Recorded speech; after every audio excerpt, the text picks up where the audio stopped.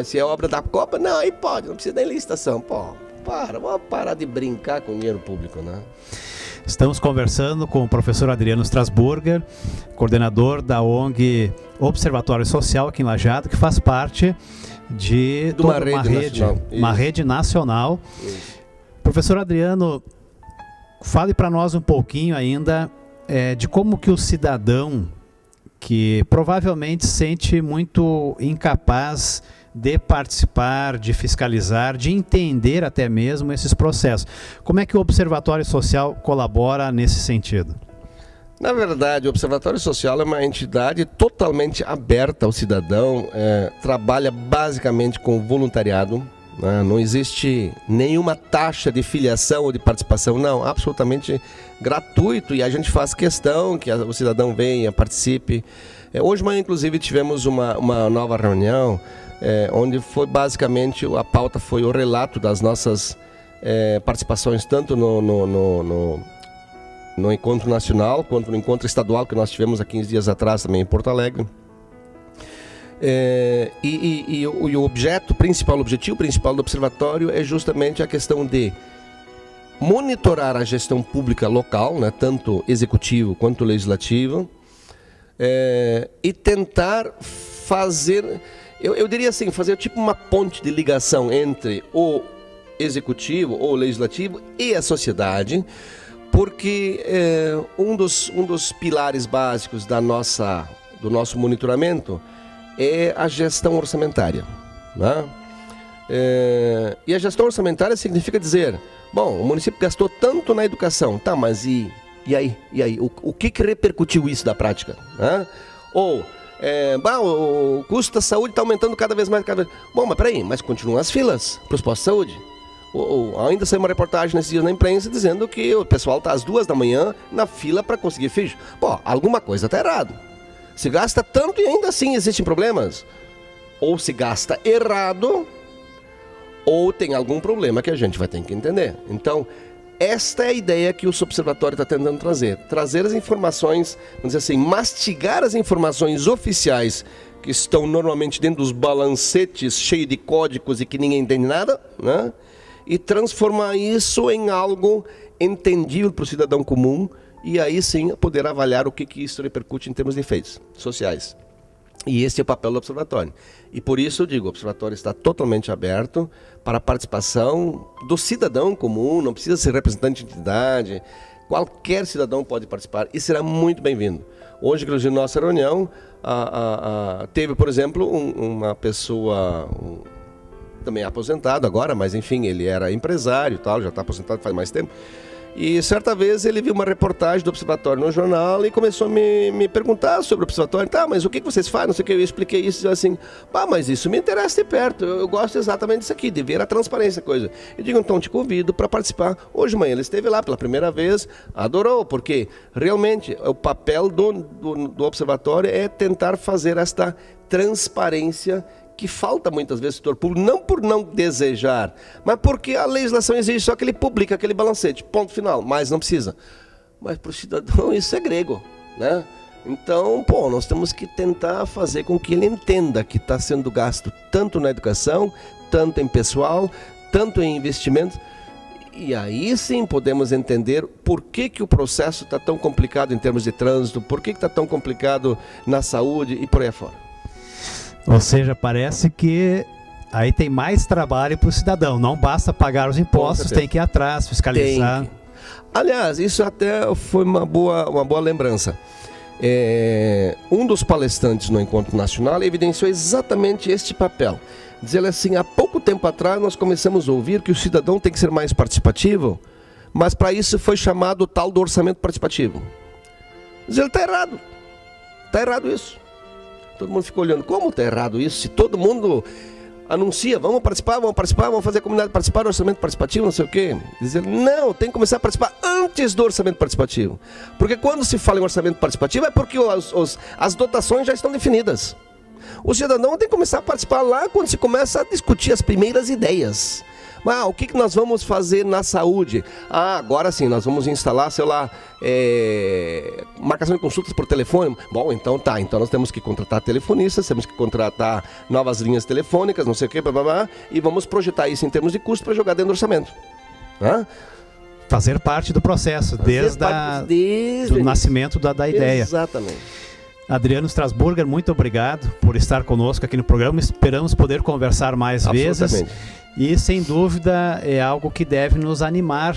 Iniciativas assim, pessoas que estão dispostas a ajudar a sociedade a entender melhor as contas, como funciona o gasto público que nós podemos fazer para colaborar. Muito obrigado e sucesso no trabalho do Observatório Social em Lajeado. Nós agradecemos a presença e a audiência, vamos dizer assim, e a presença, se alguém puder participar mais ativamente, nossa, será muito bem-vindo.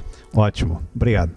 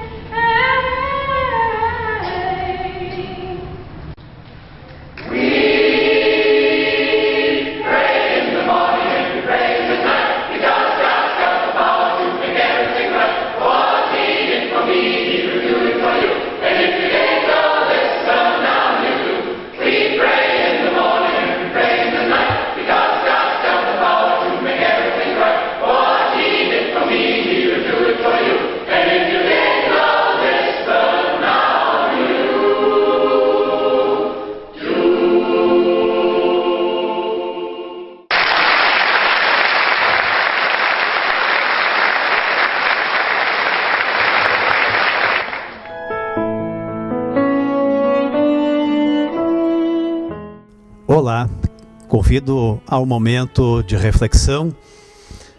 Estamos num período do ano onde muitos ainda lembram do Dia de Finados, que é um dia que ainda muitas pessoas têm o hábito de irem até o cemitério, lembrarem dos seus entes queridos falecidos. E é também uma data, um tempo que nos convida a pensarmos um pouco sobre aquilo que faz parte da nossa história, que é a própria morte, o final da nossa vida, o final do nosso tempo de vida aqui na Terra. Nós poderíamos tentar evitar o assunto, nós poderíamos deixar esse assunto para o tempo, quem sabe, onde nós estamos mais perto, se assim poderíamos dizer, mas é importante, é bom, é saudável levarmos em consideração o fato de que todos nós, seres humanos, temos uma vida finita, uma vida com o tempo contado. Não sabemos quanto tempo de vida cada um de nós terá.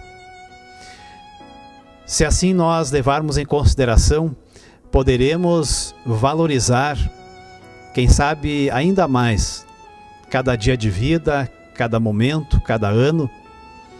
E queremos, como cristãos, ser pessoas que levam a morte a sério, também no sentido de buscarmos aquilo que Deus, aquilo que a palavra de Deus nos diz sobre isso.